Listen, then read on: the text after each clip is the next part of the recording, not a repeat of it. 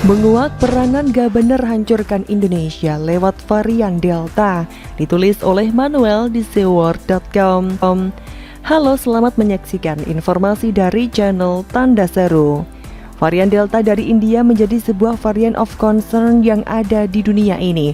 Tapi daripada saya ngomongin dunia, kita baiknya bicara soal apa yang terjadi di dalam negeri. Indonesia dengan varian Delta yang menghancurkan Jakarta, ikut-ikutan menghancurkan Indonesia. Namun dari mana bisa ada ledakan varian of concern ini? Bukankah selama ini pemerintah pusat memberlakukan protokol kesehatan yang ketat? Bahkan tercatat sebelum lebaran, angka kenaikan COVID masih ada di angka yang wajar dan belum ada varian Delta yang tercatat. Mari simak. Pertama, kita melihat bahwa varian Delta itu datang dari India. Sejak kasus di India meledak karena adanya acara agama di Sungai Gangga, banyak orang kaya dari India yang melakukan eksodus alias keluar dari India untuk mencari safe haven alias tempat yang aman. Salah satu negara yang dituju oleh beberapa orang India adalah Indonesia. Penerbangan dari India ke Jakarta pun terjadi. Seharusnya hal ini tidak menjadi masalah jika mereka dikarantina sesuai dengan prosedur Kementerian Kesehatan yang sudah disosialisasikan oleh Menteri Luar Negeri Indonesia. Seharusnya melalui pedoman karantina bandara, Menkes Budi Gunadi Sadikin dan juga Menlu Retno Marsudi bisa menjamin keamanan para WNA yang datang.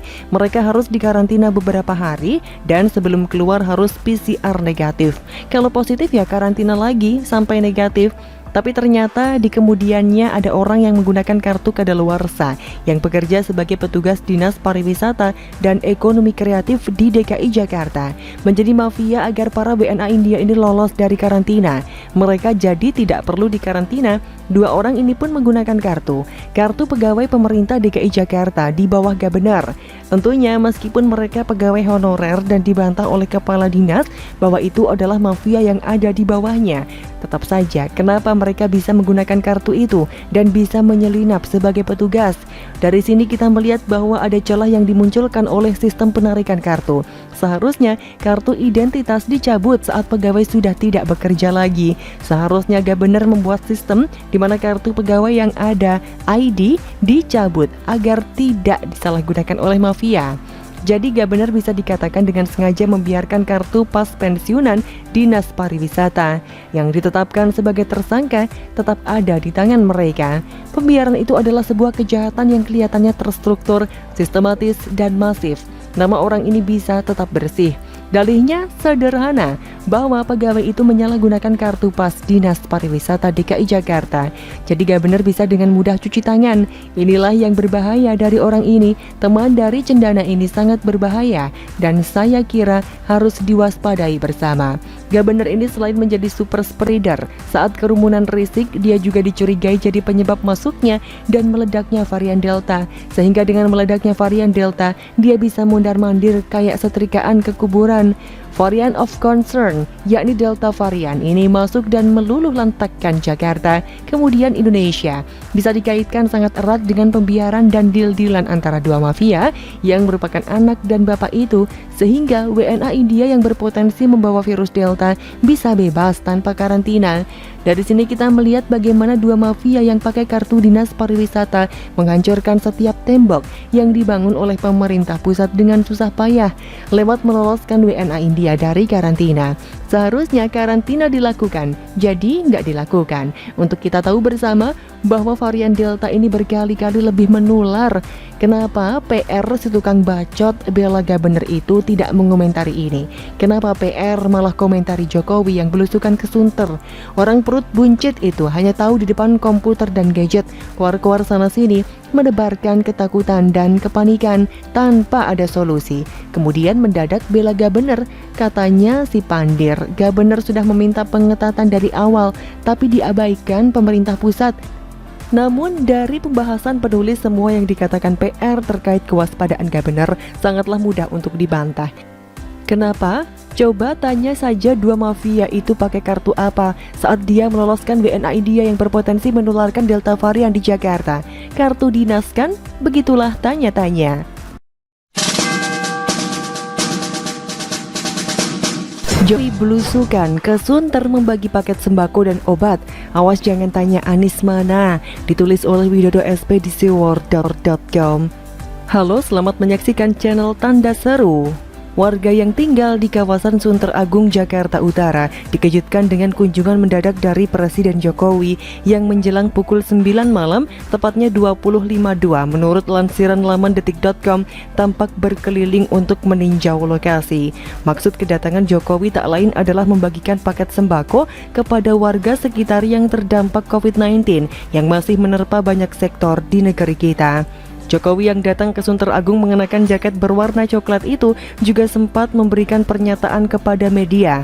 Malam hari ini saya berada di Kampung Sunter Agung dalam rangka mengawali pemberian sembako kepada masyarakat yang ini nanti akan diberikan menyeluruh, yang sudah kita siapkan 200.000 ton beras yang akan disalurkan nanti dari Bulog. Selain berbagi sembako, Presiden Jokowi juga membagikan paket obat bagi penderita COVID-19 mulai dari yang mengalami gejala ringan hingga sedang. Jika paket sembako disebut akan dibagi 200.000 ton, maka paket obat ditargetkan terdistribusi 300.000 paket untuk minggu pertama, dilanjutkan 300.000 paket lagi untuk minggu berikutnya. Wow, membaca berita itu sampai speechless saya. Sebagai Presiden Republik Indonesia, Pak Jokowi sebenarnya bisa saja menyuruh anak buahnya yang pergi ke lokasi lalu tinggal menunggu laporan bahwa pembagian paket sembako dan paket obat sudah dilakukan. Istilahnya ditinggal tidur saja sudah beres. Meski kalau cara itu yang ditempuh bisa muncul pertanyaan lanjutan, beneran beres atau hanya katanya saja yang beres?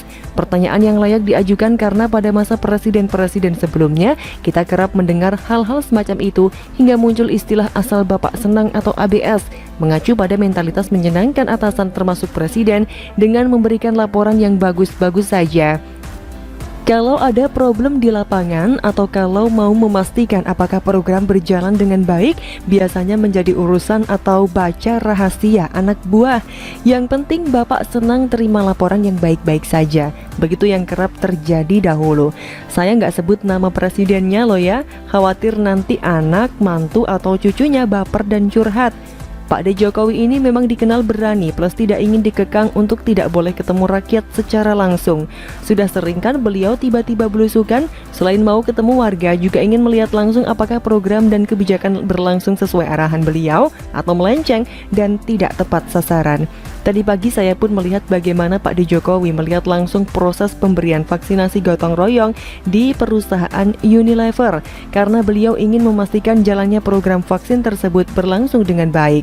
Melihat semakin aktifnya Jokowi belakangan ini, saya yakin para pengawalnya mungkin sudah memperingatkan, maaf Pak Presiden, sebaiknya Bapak agak mengurangi kegiatan bertemu warga karena situasi di luar sedang tidak aman karena COVID sedang meninggi, Pak. Ucapan yang saya yakin pula kalau sampai beneran keluar akan ditampik oleh Jokowi yang tetap ingin bertemu rakyatnya dari jarak dekat, bukan secara online tetapi bertemu langsung. Pakaian dan masker beliau juga biasa saja, tidak lebay karena beliau percaya keamanan dirinya tak hanya lewat prokes yang dijalankan dengan baik, tetapi keyakinan bahwa Tuhan akan melindungi dirinya karena akan melakukan hal-hal yang baik. Akan tetapi hadirnya Jokowi di Sunter mungkin juga menimbulkan pertanyaan usil dari sebagian orang. Kok sepertinya tidak bersama Gubernur Jakarta? Anies Baswedan kemana Pak? Kok tidak diajak? Sudahlah, kita tahu bahwa tak banyak gunanya mengajak gubernur yang sejak pandemi COVID menghajar Jakarta justru sibuk pencitraan di sana-sini dan tak banyak muncul di depan umum terkait penanganan dampak pandemi di Jakarta. Saya berani menduga bahwa belusukan Presiden Jokowi lebih banyak daripada Gubernur Jakarta dengan sambutan yang lebih meriah dan bikin kaget, bahkan bisa menaikkan imunitas tubuh karena rakyat bahagia ditengok Presiden Republik Indonesia. Loh, kan yang satunya katanya gubernur rasa presiden. Mungkin ucapan begini muncul, iya sih, tapi rasanya asem, nggak bisa bikin seneng, tapi malah sakit perut. Jawab Pak Ijo, bukan nama sebenarnya. Gimana nggak asem kalau misalnya kedatangan DKI 1 malah bikin was-was. Kalau nggak ditakut-takutin, dimarahin. Ya mungkin dimintai donasi untuk sumbangan penanganan COVID, seperti kabar yang beredar soal sumbangan donasi ke dubes-dubes negara asing kemarin. Waduh, jadi sudah tahu alasannya kan kenapa Jokowi sebaiknya belusukan sendiri daripada rempong mengajak orang itu? Bukan begitu, Kura? Bagaimana menurut Anda?